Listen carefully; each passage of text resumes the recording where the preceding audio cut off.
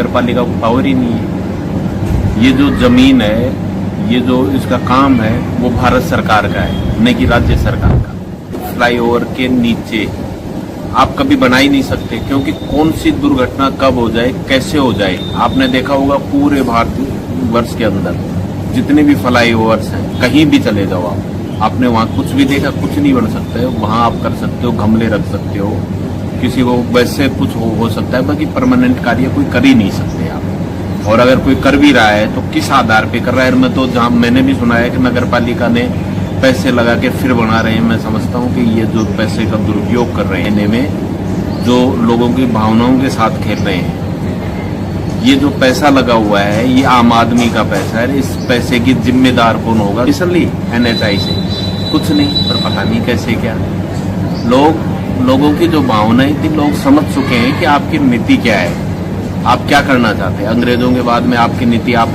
लेकर आए हो, भाई को भाई से लड़वाने का काम कर रहे हो, पार से आए हो, इसलिए आपको पता नहीं। लोग कम से कम समझ चुके हैं कि आने वाले समय में कोटपुतली में किस प्रकार। इनका उद्देश्य ये नहीं है कि ये बने, यहाँ के लोगों को रोजगार मिले, क्योंकि ये जानते हैं कि भारत सरकार का ये फ्लाईओवर है और इसके नीचे कुछ नहीं बन सकता। लेकिन ये क्या चाहते हैं? ये सिर्फ राजनीतिक रूप से ये चाहते हैं कि भाई मैंने जैसे ये पुटली ये खड़ी की, छोटी छोटी ये दुकानें, तो गाड़ी वाले कहाँ जाएंगे, बस वाले कहाँ जाएंगे, छोटे और कहाँ जाएंगे? इनका होना कुछ नहीं। अगर गलती से यहाँ बैठ भी गए तो ये सिर्फ 200 बनी हुई है, यहाँ पे 5000 ठेली वाले हैं, वो कहाँ जाएंगे? क्योंकि ये चाहता है कि यहाँ से आपस में लड़ते रहे कोटपुतली के, और मैं कोटपुतली के ऊपर राज करता हूँ। इन सब भावनाओं को समझ चुके, और आपको आने वाले समय में इसका सही उत्तर भी मिलेगा। क्या मॉनिटरिंग कर रहे हो? आपने किस आधार पे बनवाया? आपने अपनी जेब से पैसा दिया क्या? आपको अधिकार है। कोटपुतली की जनता का जो कमाई का पैसा था, कड़ी मेहनत का पैसा था, उसको आपने इनमें लगवा दिया। अब ये टूटेंगे तो इन पैसे का जिम्मेदार कौन है? क्या इस बात की भी आप गारंटी लेते हो कि जो पैसा खर्च हुआ वो पैसे आप अपनी जेब से देंगे? जिन गरीबों से 2-2 हजार रुपए ले रहे हैं, 500 रुपए फार्म के, 500 रुपए वैसे, ये रजिस्ट्रेशन हो गया, फीस अलग हो गई, 1000 रुपए हो गए एक से। आपने 5000 फार्म जमा करा दिए, 5000 से कितने हो गए ये तो आप आंकलन लगा लें। लेकिन जो यहाँ पर आप जो बना रहे हो, ये किस आधार पे बना रहे हो? पहले ये तो बताओ हमें। भाई आप इस नगर पालिका मंडल कोटपुतली बना सकता है क्या?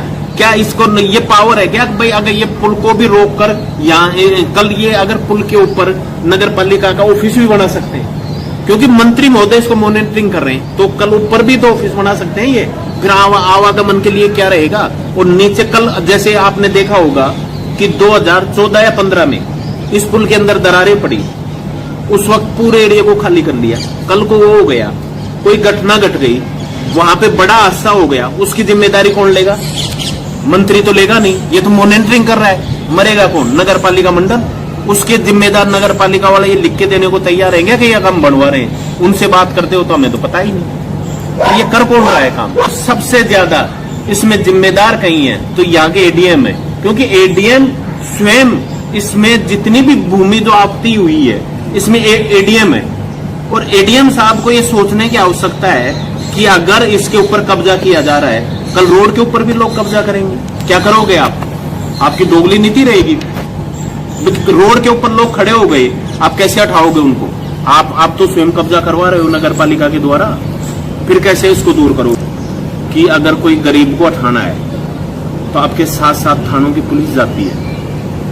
कोई लीज चढ़ाने का मैटर है तो आपके साथ थानों की पुलिस चली जाती है, लेडीजें अलग चली जाती हैं, क्योंकि उसमें इनको पैसा, जहां इनको पैसा आता हुआ नजर आता है वह कुछ भी करने को तैयार है। लेकिन जहां गरीब की, आम आदमी की बात होती है तो वहां सिर्फ मॉनिटरिंग होती है। कहते थे कि कोटपुतली के अंदर ऐसा राज है, सही मायने में तो लोगों को अब देखने को मिलेगा राज कैसा है।